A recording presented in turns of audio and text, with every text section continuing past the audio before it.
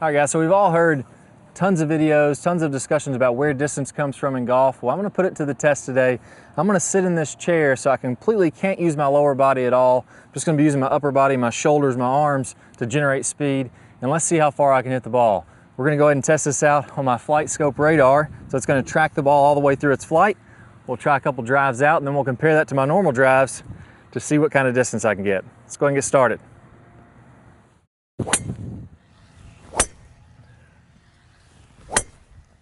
Uh-oh.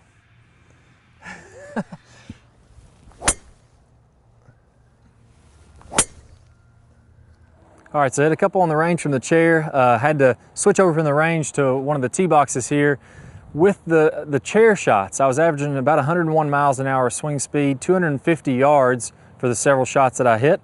And then I came out and made a few swings. My normal swing, I averaged about 116 miles an hour and 310 yards. So we definitely will hit it farther when we're standing up. I'm not trying to say that we can hit it just as far out of a chair, but we realize that the hips, the lower body, doesn't add all that much distance or clubhead speed. About 15 miles an hour clubhead speed from the hips, 100 miles an hour from the upper body. And then with the distance, we get an extra, 60 yards or so. Part of that was just because it's really tough to hit a good solid one sitting down out of a chair with the club kind of sideways there.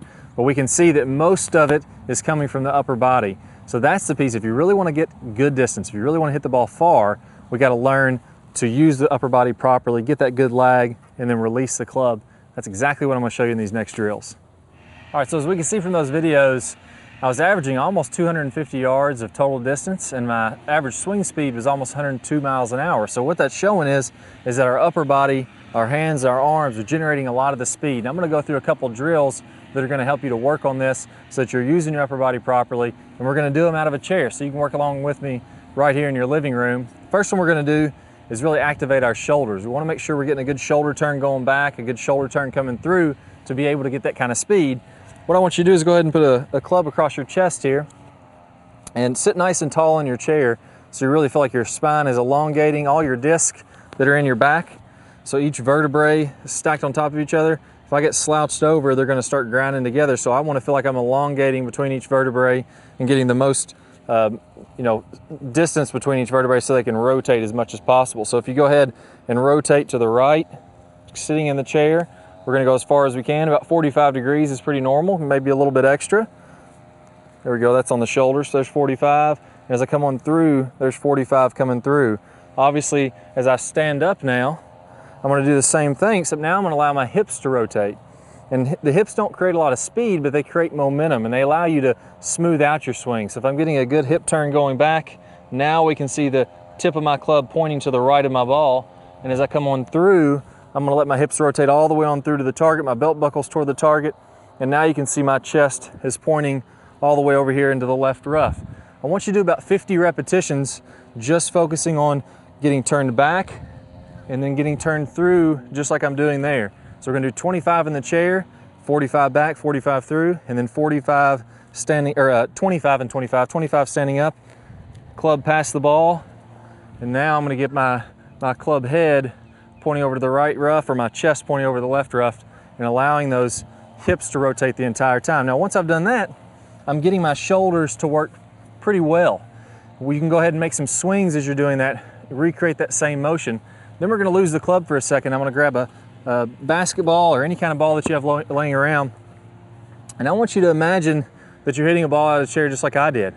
Now one of the keys to creating speed with your upper body is allowing the forearms to rotate on through. So what we're going to do, we're going to grab this ball on the sides, and as you're making your backswing, I'm going to let this ball turn sideways, and as I'm coming through, the inside of the ball is going to be facing the ball on the ground. And then as I get to where my club would be almost hitting the ball, then I'm going to let the forearms rotate on over. So I'm going to go ahead and do this a good 50 repetitions. I'm letting that lag come in there, the ball sideways, and then bam, the forearms are rotating over each other. That allows the club to whip on through. And then finally, once I've done at least a good 50 reps with that, I'm going to lose the basketball, and I'm going to do the same thing with the golf club. So now you don't actually have to hit a ball or anything. I'm actually going to knock that off the tee so we can swing. As I go back, good shoulder turn. Now I have that lag position. The ball would have been sideways here. I'm doing that same thing with a golf club, and then I'm letting that whip on through as I come through my follow through, and you can see how much clubhead speed that creates. I was averaging almost 102 miles an hour clubhead speed sitting in a chair. So go ahead and do another 50 repetitions like that. Now we're ready to lose the chair. Go ahead and stand up, and let's put all these things together. Good full shoulder turn, going back. Good full shoulder turn coming on through. Chest is pointing to the left rough. As we're coming down, the inside of that basketball would be pointing to the golf ball. That's gonna give me my lag position here, and then I'm gonna release that lag position to let that club whip on past and get a lot of speed there. So finally, 50 more reps doing that. And now I'm gonna go ahead and make some full swings, and we'll see what kind of distance I can generate, adding the full power of my lower body and how much that's gonna add on top of that. So lower body creates momentum, upper body creates a lot of speed to add to that momentum. So good luck, work on those drills, and let's go ahead and I'll hit a few balls and we'll try that out.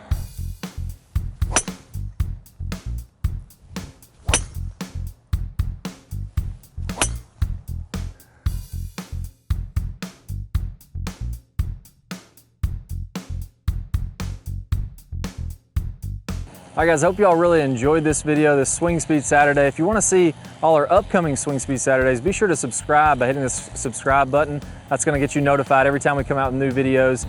Click the like button below if you enjoyed this video. That'll keep us helping to grow the channel and get more videos out there. And if you have any questions, post them below in the comments. I'm really excited to hear from you guys.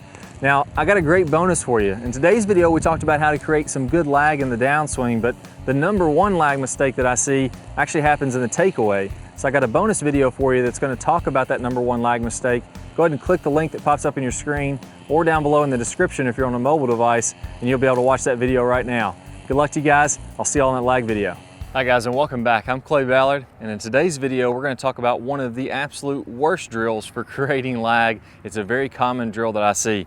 And in this drill, what we're going to do is we're going to set the wrist very early to create an angle of lag, and then we're going to try to hold this throughout the swing. It's one of the worst things that you can do to build lag. I'm going to talk about the science behind why this is the case, and I'm also going to give you a great drill to help you improve your lag, all in this video. Let's go ahead and get started. If I do it this way versus holding that position, exact same thing happens when we're building the lag in the golf swing.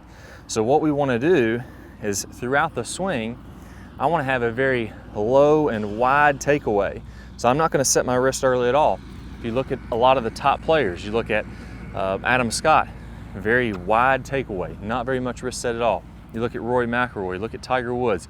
All these players are using a wide takeaway and not getting very much wrist set, so that later in the swing, as we start down, we can increase this wrist set, and we're really only going to max out this angle of lag for a split second in the downswing. Okay, so a 3-step drill here. Now, as we get started with this, I want to remind you that the fulcrum in this golf club for getting a massive amount of lag is right at the end of the golf club. This is where I want my hinge point to be.